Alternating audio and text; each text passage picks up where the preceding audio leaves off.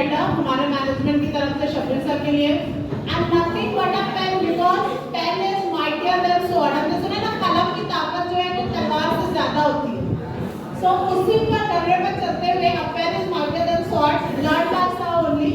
So definitely just small teeny tiny bit of token of appreciation. Jazakallah khair.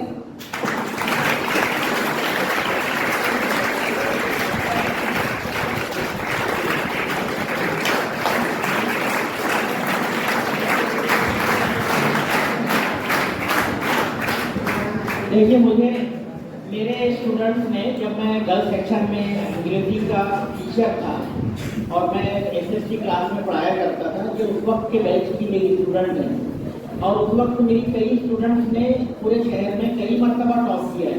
उसमें से एक student ये अतिया गुलाम नबी अंसारी हुई। इनके वालिदैन भी मौलवीन हैं दोनों, अल्हम्दुलिल्लाह बड़ी अच्छी फैमिली से इनका ताल्लुक है। ये डॉक्टरेट कर रही हैं अभी, आगे इनके इरादे हैं अल्हम्दुलिल्लाह अपनी पढ़ाई जाती। तीन पोस्ट ग्रेजुएट इनके हो चुके हैं इंग्लिश के अलावा, 3 एमए कर चुकी है। तो ये आपको सोचना चाहिए कि आज लड़कियां आगे बढ़ रही हैं। बड़ी खुशी की बात है कि लड़कियां आगे बढ़ रही हैं, लेकिन लड़के जो है वो बहुत पीछे जा रहे हैं।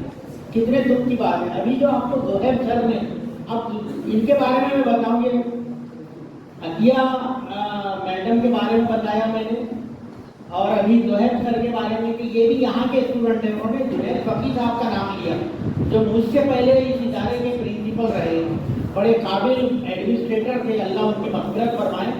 बहुत अच्छे तजर्बेकार शख्स थे। हम लोग उन्हीं का ये प्रोडक्ट हैं यकीनी तौर पे। मुझको फख्र है कि मैंने सर के साथ में या उनकी रहनुमाई में, सरपरस्ती में कुछ काम किया है, और मेरे ये साथी जो है वो यकीनी तौर पर उनसे सीखे हैं।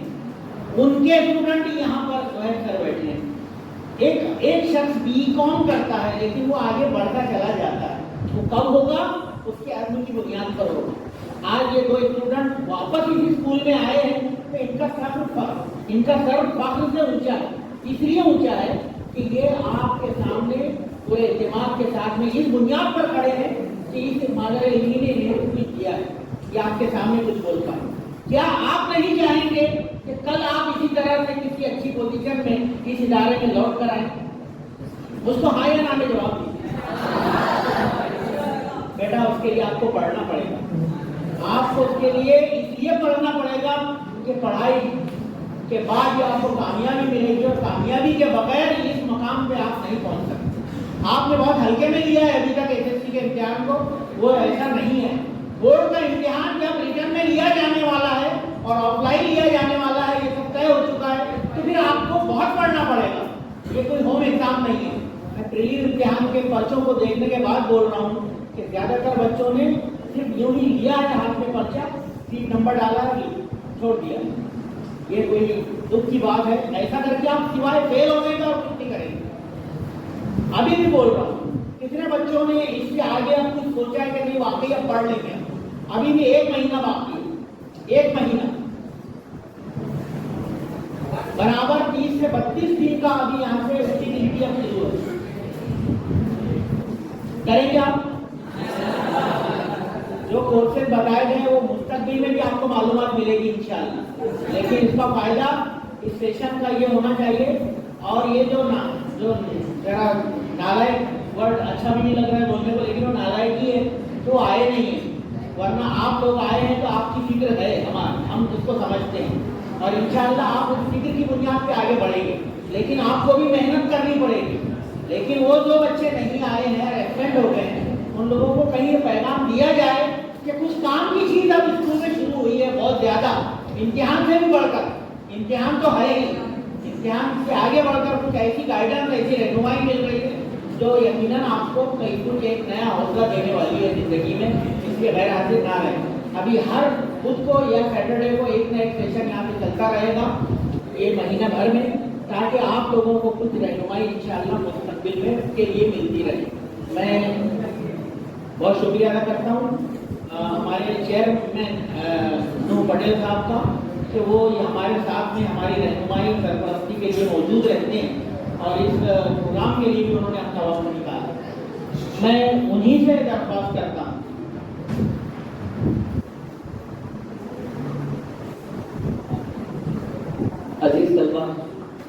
के हमारे दोनों मेहमान अतिया मैडम और सोहेल सर ने आपको मुख्तलिफ कोर्सों के हवाले से रहनुमाई फरमाई और बहुत ही कीमती समझ लीजिए कि मालूमात आपको दी। यकीनन आपने उनको नोट किया होगा। अभी बैक बेंचर के हवाले से भी कई सारी बातें हुई। मैं समझता हूँ कि बैक बेंचर्स और फ्रंट बेंचर्स कुछ भी ऐसा नहीं होता है। सिर्फ यही है कि मुश्किलें राह की रहरू से कहा करती हैं, मुश्किलें राह की रहरू से कहा करती हैं, मंजिलें चाहने वालों को मिला करती हैं।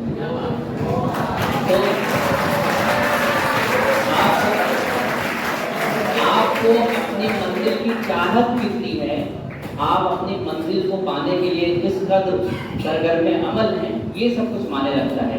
मैं बहुत शुक्रिया अदा करता हूँ अतिया मैडम का, जोहेब सर का। हमारे स्कूल की तरफ से दोनों मुकर्रीन की खिदमत में एक छोटा सा नजराना मोमेंटो की शक्ल में पेश किया जा रहा है। तलबा जोरदार तालीमों से मैं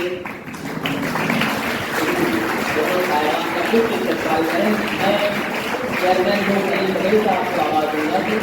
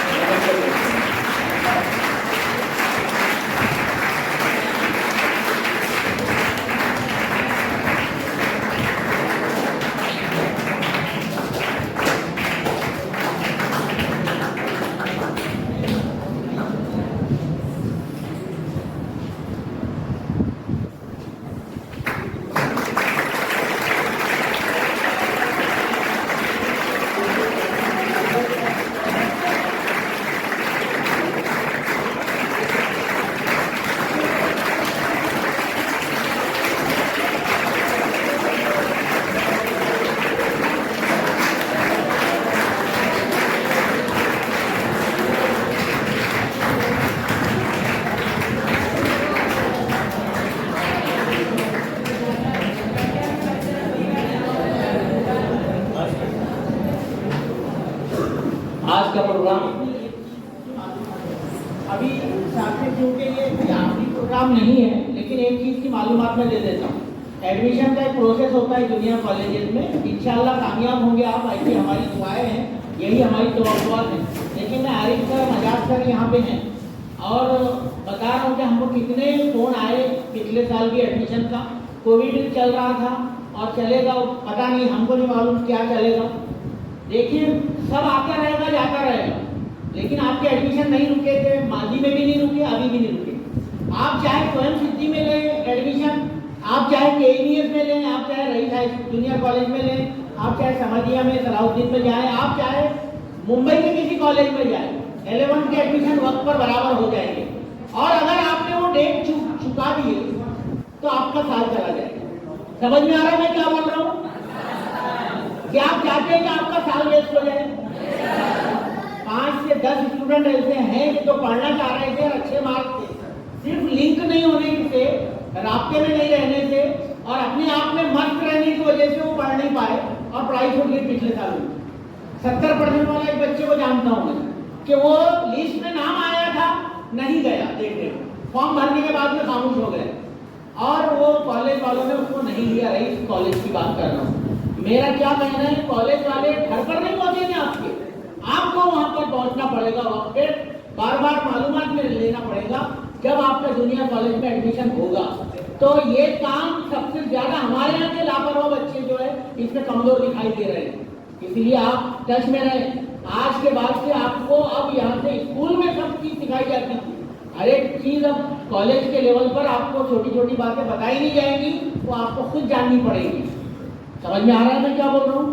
अगर आप आगे पढ़ना चाहते हैं, अपनी पढ़ाई जारी रखना चाहते हैं, तो आपको खुद टच में रहना पड़ेगा हर चीज़ के। जिन कॉलेज में फॉर्म भरे हैं, पहले तो सब में फॉर्म भरना है, भले ही एक में आपको एडमिशन लेना है, हर कॉलेज का फॉर्म भरे। साथ ही साथ आप वहाँ के इंतजामिया से टच में रहें, वहाँ के नोटिस बोर्ड देखते रहें और फिर जहाँ पर एडमिशन लिया है वहाँ पर आप आगे की कार्रवाई पूरी करें, फीस भरें, दीगर मामला फॉर्म वगैरह के ताल्लुक से ये सब करें, जब जाकर आपको उसका फायदा मिलेगा। वरना कई बच्चों को या उनके पेरेंट्स को कुछ खबर नहीं थी, यहाँ आकर रो रहे थे मेरे पास, सर आप खुशामद कर दें, आप बोल दें, हमारा रिकमेंडेशन आप दे दें, हो जाएगा हमारा एडमिशन।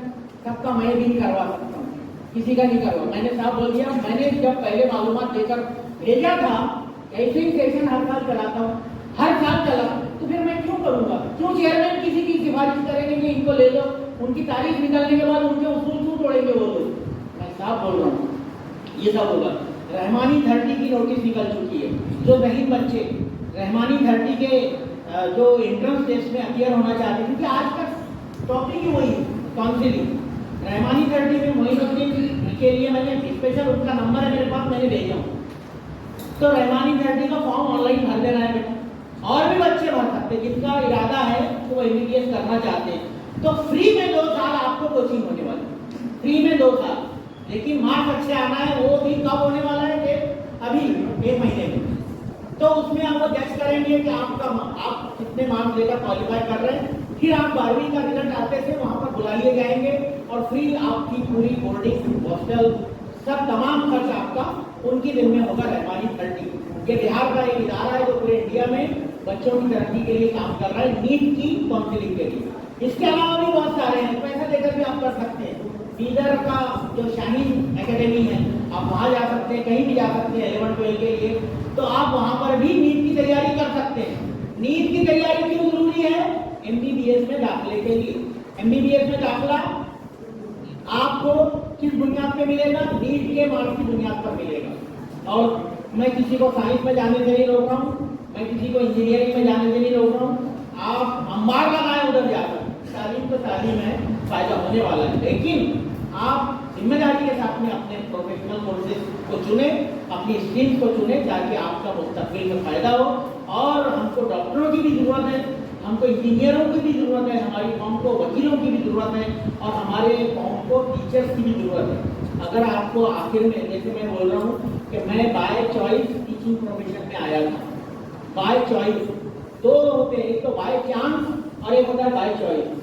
बाय चॉइस वो कि भाई आपकी पसंद है कि मैं टीचर बनूंगा तो मैं टीचर बना, और एक होता है कि आपने सब कुछ ट्राई कर लिया, मैं इंजीनियर नहीं बन सका, बनना चाहता था, डॉक्टर बनना चाहता था, नहीं बन सका, वकील बनना चाहता था, नहीं बन सका, मैं कोई बड़ा एडमिनिस्ट्रेटर बनना चाहता था, किसी कंपनी का CEO, वो नहीं बन सका, चलो अब मैं चलकर टीचर बन जाता हूँ। ये वाला ऑप्शन जो है बाय चांस कहलाता है। ऐसा शख्स टीचिंग में कामयाब नहीं होता। यहाँ पर पूरा पैशन चाहिए, यहाँ पर पूरा इंथुसियाज्म चाहिए, यहाँ पर पूरा जज्बा और शौक चाहिए। और ये जो टीचर हैं, ये बाय चांस आए हुए लोग नहीं, आपके सामने जो बैठे। मैं आपको फिर से बता दूं कि अगर आपको मुस्तकबिल में कामयाब होना है तो आप बाय चांस किसी जगह पर बन जाइए, बाय चॉइस अपने आप सिलेक्ट कीजिए। कोई बच्चा अगर बोल रहा है तो MBBS जा रहा है, IAS बनना चाहता है, तो बाय चॉइस जा रहा है, और इंशाल्लाह ऐसे लोग कामयाब हुआ करते हैं। मैं टीचिंग प्रोफेशन के लिए भी आपको दावत देता हूँ कि आप, कोई बच्चा इतने वर्षों में ये बोलने को तैयार नहीं है कि मैं टीचर बनना चाहता हूँ, किसी ने नहीं बोला, लेकिन फिर बाद में टीचर बन के कोई DED करके सामने आ जाता है। एक बच्चे के वालिद का फोन आया था कल कि मेरे बच्चे ने DED कर लिया है और TET का इम्तिहान जो है पास किया है और वो आना चाहता है, उसके लिए कुछ सर अरेंज करें। मैं बोला इंटरव्यू होंगे हमारी सोसाइटी के, उसमें आप आए, रास्ते खुले हैं। ये बहुत अच्छी चीज़ है कि वो बाय चॉइस गए थे, उन्होंने कोई दूसरा रास्ता नहीं अपनाया, बच्चा बहुत अच्छा था, सब जानते हैं, मैं बताऊंगा बात। हम चाहेंगे कि ऐसे बच्चे आए, वो यकीनन स्कूल में तब्दीलियाँ लाएंगे अगले 10 वर्षों में, 20 वर्षों में। लेकिन आप भी कुछ सोचें कि टीचिंग प्रोफेशन में कहीं अच्छे लोगों की कमी तो नहीं हो रही है, तो आप उसके बारे में जरूर सोचें। और जो बच्चे अभी तक किसी लाइन को नहीं सोचे, वो टीचिंग के बारे में सोचकर जरूर फैसला करें, ऐसी मैं उम्मीद करता हूँ। बहुत सारी दुआएं आपके लिए, और साथ ही साथ आरिफ सर से बोलूँगा तो शुक्रिया अदा।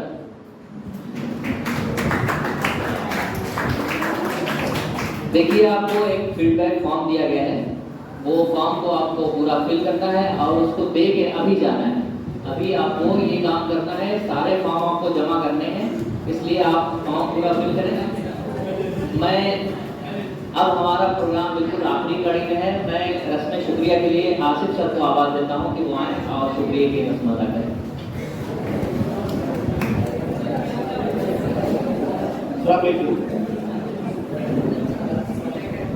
एक शेर और एक जुमला आपके लिए। फलक छूना तो कुछ हिम्मत परवाज पैदा कर, फलक छूना तो कुछ हिम्मत परवाज पैदा कर, फकत शाखों को झूला डालने से कुछ नहीं होगा। मुसलसल अज़्म पैगम, मुसलसल मेहनत और लगन, ये वो वसीले हैं जिससे दुनिया के हर एक मंजिल तक पहुंचा जा सकता है।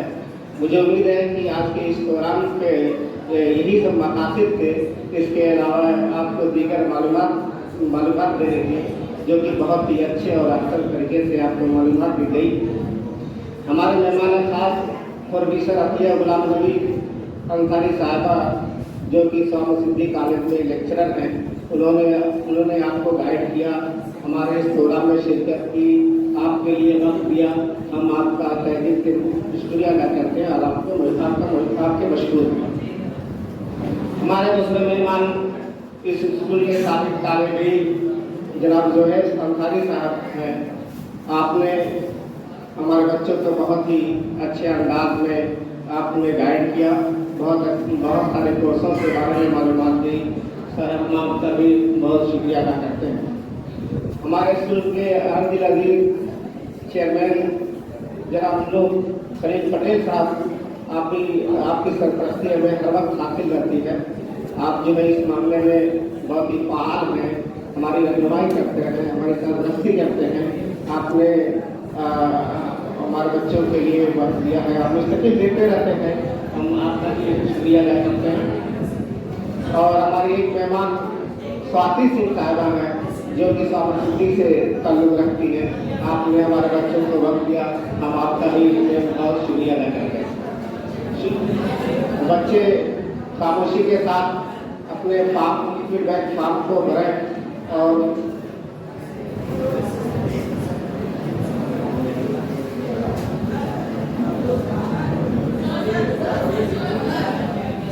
तलबा इस ऐलान को सुने। आपको जो फीडबैक फॉर्म दिए गए हैं वो फॉर्म आपको फिलअप करके भर के देना है। और इस प्रोग्राम के बाद आपको 20 मिनट की रिसेस दी जाएगी। 20 मिनट की रिसेस के बाद आपको फिर से आकर क्लास में बैठना है। सारी सर फॉर्म देना।